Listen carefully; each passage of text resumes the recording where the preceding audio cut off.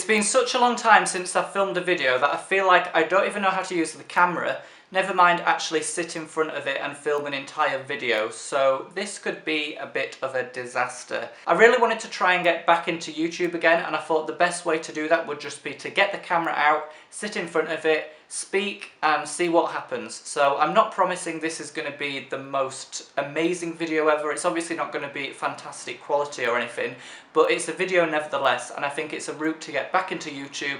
Then hopefully I'll be making videos a bit more regularly again. When I started this channel in 2012 under the name of Reading with Jack, I was quite regular with my uploads, maybe 1 or 2 videos a week. Even in 2013 and 2014 I was quite regular as well, making all different kinds of videos about books, you know, book reviews, book hauls, bookshelf tours, book tags, all the kind of stuff that I used to love doing. During my active YouTube years, I feel like I built up a great community of not just followers but friends. You know, there were so many people commenting on my videos, interacting with me, and I found that really rewarding. That's something that I've really missed over the past few years, and when I was thinking about if I wanted to come back to YouTube or not, that was the main factor for me, the interaction. Because I can honestly say I would rather receive 10 comments on a video than 10,000 views. I don't care if a video that I make gets 10 views if all of those viewers are interacting and engaging with me. When I moved to university in October 2015, I just kind of stopped making videos, and I found it very hard to get back into making videos again, because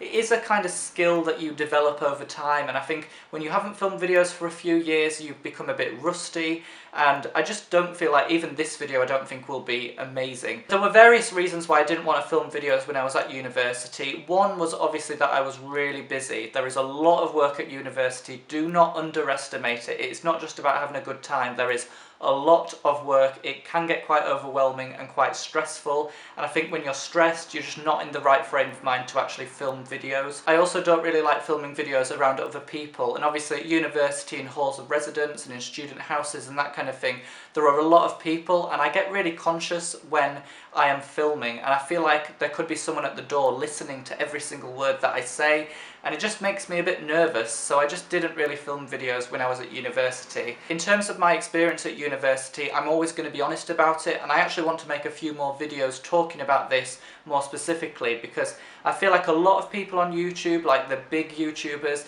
say that university is like the best experience ever, that it's perfect, that there's no problems whatsoever. And no, that is not true. Obviously there are some great things about university. I learned so much about my subject. I studied modern languages and cultures, specialising in French and Spanish, including a year abroad in Spain, which was one of the best years of my life so far. I got to learn the languages and I feel like I'm quite competent in them now, and I also learned a lot about literature and history and film and politics, artwork, all these different things that come under the umbrella of cultural studies. I think I've learned a lot. I feel like I've become more intelligent, I'm more confident in myself and my ideas. I think I'm better at debating and analysing things through a critical lens. So I think that I've developed a lot of skills that are going to be really useful for me in the future. But I will say that alongside that, university was incredibly stressful for me, and I'm not someone who really likes academic stress in particular, because obviously you're constantly getting marked for every single piece of work that you do. Every single essay that you write, every single piece of work is going to be graded out of 100. And sometimes when you know that everything counts and everything is so important, the stress just builds up so much. Particularly in my final year, I was really overwhelmed with the amount of reading that I had to do. Like, the reading lists for universities are just ridiculously long. I don't know what these lecturers are expecting us to do, but I'm pretty sure that even if you read the reading list 24 hours a day, you would still not get through it all. And the library has like 1 million books or something. Like, you're obviously not going to read every single one, but there's almost this expectation that you just need to keep reading and reading and reading. And even though I love reading, I still found that university was just a bit unrealistic with the amount of reading that we had to do. And obviously it's not just reading for pleasure, it's also reading to write essays, so you have to write annotations in the books, and you really have to think in depth and critically about what you're reading, so it's a lot more taxing than just reading a normal book for fun. I wouldn't say I regret going to university, because as I said, I've learnt a lot about my subject, but I just feel like it was quite stressful. I don't know if it was Durham University in particular, because it's quite prestigious in the UK and quite high up in the league tables, so obviously like there is a kind of expectation that comes with that, and the students are expected to perform really well. So that can kind of get a bit stressful, and sometimes it's a bit competitive, sometimes the atmosphere gets a little bit toxic, particularly around exam time when everyone's really stressed. Obviously, like, you can just feel the stress in the air and it's just horrible. I do want to say, however, that I worked really hard at university despite the stress, and I managed to come out with a first class honours degree from Durham in modern languages and cultures, which is ridiculous for me because I never thought I would get a first. No one in my family has ever been to university before, and I went to a really normal state school in the north.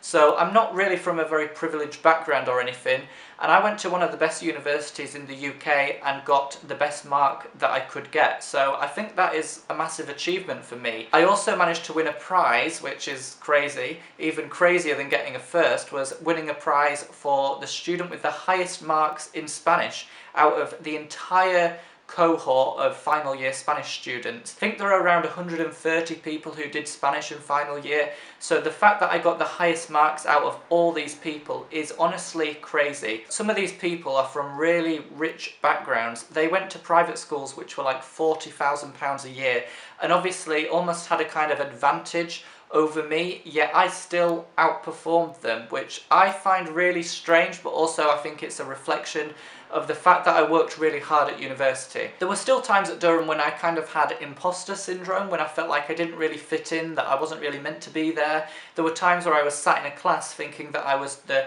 stupidest person in the room.